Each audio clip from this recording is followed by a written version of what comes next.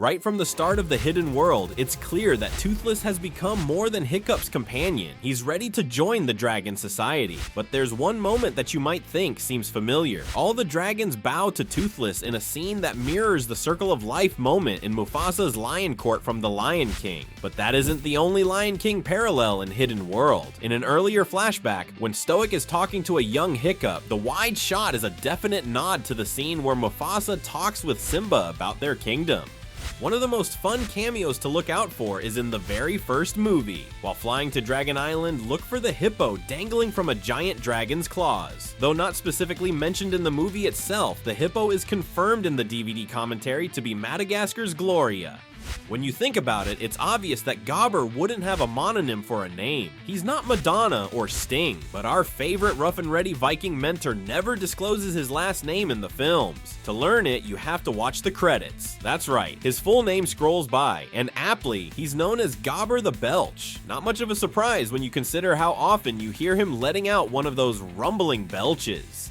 Anyone who felt Tough Nut sounded a little different in Hidden World has the hearing of Superman. For the last movie, Justin Ruppel took over voicing the character, replacing original actor T.J. Miller after he fell out of favor in Hollywood for various allegations. The Light Fury's limbs are longer and sleeker than Toothless's stockier legs. That means she stands taller, more regal. It's a subconscious visual cue. Her difference, her elegance, her mystery to Toothless. Her regal posture is one that Toothless can't match. The animation team made this a deliberate visual cue to signify that she's not just another dragon, she is the one.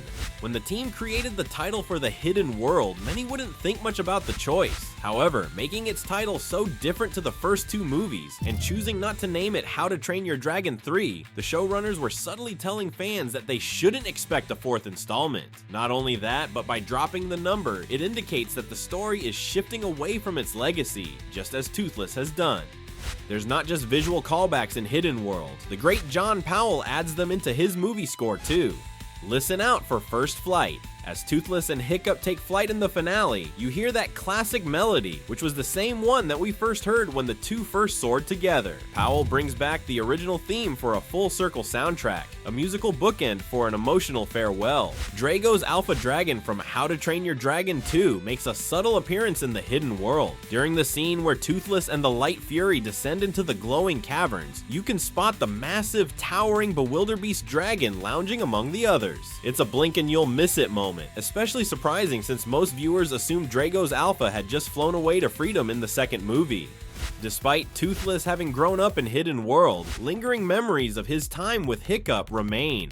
Harking back to How to Train Your Dragon 1, there's a moment where Hiccup nervously draws the image of Toothless in the sand. Jump forward to the last film in the trilogy, and we see Toothless echo that move as he carves a portrait of the Light Fury. It's subtle, and proof that he learned affection through Hiccup's teachings. Astrid is as loyal as they come, and one of the most symbolic examples of this is through her dragon, Stormfly. She sticks with the same deadly natter dragon throughout her trilogy tenure, and Stormfly is as central to Astrid's arc as Toothless is to Hiccup's. Though it feels like the Light Fury's ability to go invisible by heating her scales using plasma breath may seem like some magical rare talent, it is in fact part of all Fury species dragons' genetic makeup in the How to Train Your Dragon universe. Toothless also learns this skill later, but it is far from being a random magical trait. Grimmel uses tranquilizer darts, but the dart formula is also powerful enough to keep his dragons under a sort of hypnotic trance. The venom in the formula doesn't just knock dragons out, it enslaves them. Think back to the first iteration of the Isle of Berk from How to Train Your Dragon 1. It was filled with crude buildings, rough stone, wooden spikes, and its sole focus was all about defense. In the Hidden World, Berk is the complete opposite of that first Viking stronghold. It has become a dragon metropolis, with vertical architecture, landing built-in houses, and harness tech. Hiccup's vision of integration has come to life. Dragons are no longer predators, they're citizens. Every spire and walkway signals coexistence, not conflict. Unlike the tragic story of Toothless, the Light Fury isn't the last of her species. When Hiccup and Astrid first arrive at the Hidden World, they are greeted by a myriad of different dragons dragon species, but within the throng of multicolored dragon scales, you will see that there were several other Light Fury dragons. You would be forgiven for thinking that now Toothless and the Light Fury have successfully produced offspring that Toothless's Night Fury DNA can continue on. However, his children are actually hybrids. He's the last purebred Night Fury. There is no Night Fury colony hiding, nor using their invisibility, and we have no indication there will ever be one discovered. Toothless is the end of his species line, but the hybrids will at least carry his lineage onwards. In the hidden world, Hiccup chooses to help Toothless live out his desires to live in the wild with the Light Fury. He does this by creating an automatic tail fin for him. Astrid mentions that Hiccup has tried this before, but Toothless didn't want it. For those of you who have only seen the 3 movies, it might seem like a convenient throwaway line, perhaps hinting back to the first movie, but if you check out the holiday special, Gift of the Night Fury, you'll get the full picture. It's in this TV short that Hiccup actually creates the first self-flexing fin, which Toothless destroys, as he prefers flying with the help of Hiccup. It's a nice nod to the fans, and a wink that the extended canon of TV shorts still matters to the film creators. Although it may have seemed like Toothless was the one who initiated the courtship between him and the Light Fury, it's not entirely accurate. No one can blame us for thinking that after his clumsy and lovably cringeworthy courting techniques. However, the truth is that the Light Fury was actually the one to make the first move. She first noticed Toothless and then displayed her subtle flirtatious behavior on the beach. Subtle, at least to Toothless. Her actions were those of a dragon that hadn't been domesticated, and so our lovable Night Fury was oblivious about how to act in a natural environment. Whether you believe it is a strange coincidence or something more, one thing is certain: there is a running trend of left-hand side elements throughout the How to Train Your Dragon movies. In the first film, Gobber talks about the existence of trolls, joking that they only steal the left sock because he only has his left leg.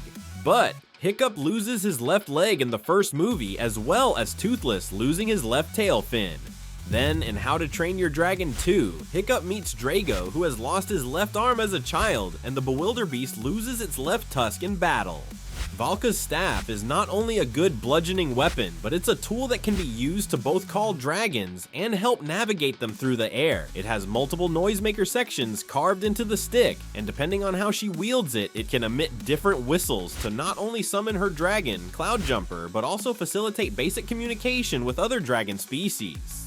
In the first How to Train Your Dragon, Hiccup wears a basic Viking warrior-style helmet crafted from one of Stoic's old shoulder guards. It is a symbol of his connection to his father and traditional Viking heritage. In the second movie, and in the hidden world, Hiccup has moved into using a more advanced flight helmet built for aerodynamics, not battle. The transition from a warrior's helmet to practical gear is a reflection of Hiccup's personal journey. He's moved away from legacy-driven duty toward a life grounded in peace and innovation.